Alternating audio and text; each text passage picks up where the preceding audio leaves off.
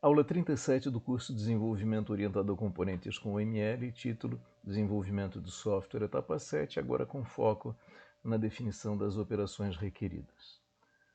Bom, estamos vendo então a etapa 7, como destacado aí no nosso diagrama.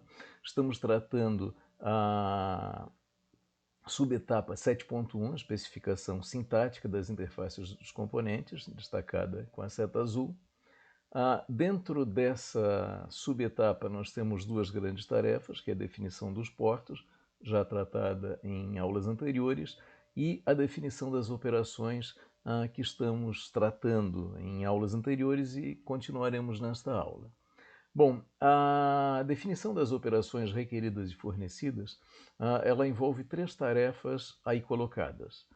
Então, nós já tratamos as duas primeiras. Então, a primeira, a definição das operações fornecidas, na especificação de interface de cada componente. A tarefa 2, a importação dessas informações para a especificação do software, e com isso a definição na especificação do software tanto das operações requeridas como fornecidas.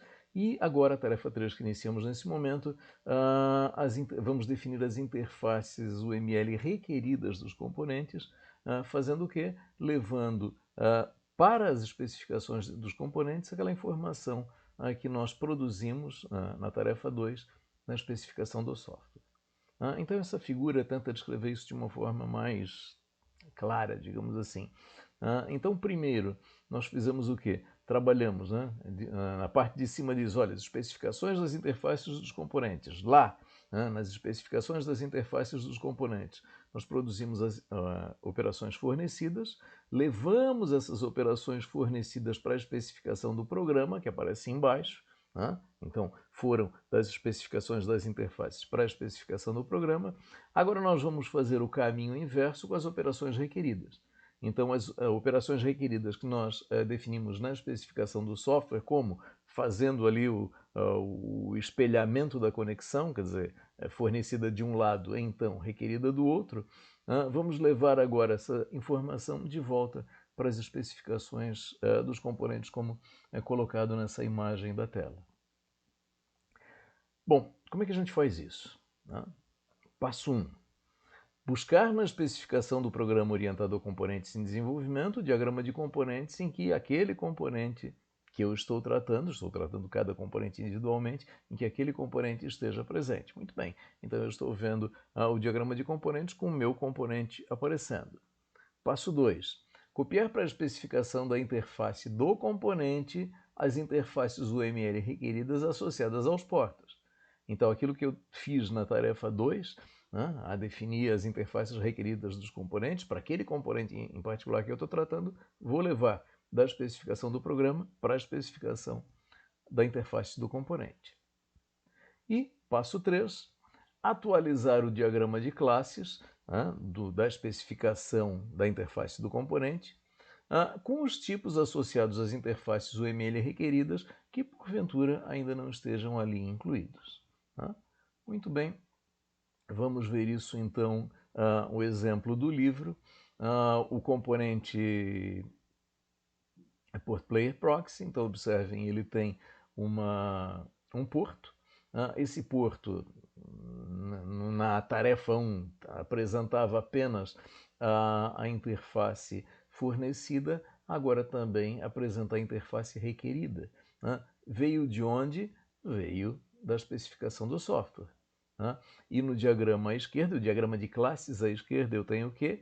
As interfaces envolvidas e os tipos, as classes que definem os tipos.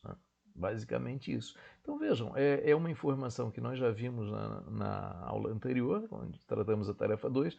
Então, basicamente, pegamos a informação que estava na especificação do software e levamos para a especificação da interface do componente. Simples, apenas isso.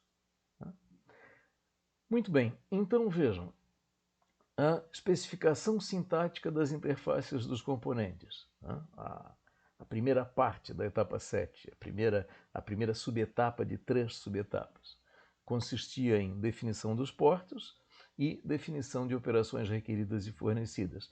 Então, acabamos exatamente de tratar isso, né? Fizemos a terceira e última tarefa correspondente à definição das operações requeridas e fornecidas. Então, olhando para esse nosso diagrama, a especificação sintática das interfaces dos componentes estão prontas, né? Temos que partir agora para a próxima subetapa, 7.2, ali está no nosso diagrama. Então, vejam a especificação comportamental das interfaces dos componentes, tá? Mas isso nós vamos tratar na próxima aula em que formos apresentar os passos da etapa, né? Então, logo na sequência dessa aula, nós vamos praticar a subetapa 7.1 no nosso programa exemplo, e depois, quando voltarmos à apresentação da metodologia, nós vamos ver então essa próxima subetapa, a especificação comportamental. E essa aula nós encerramos por aqui.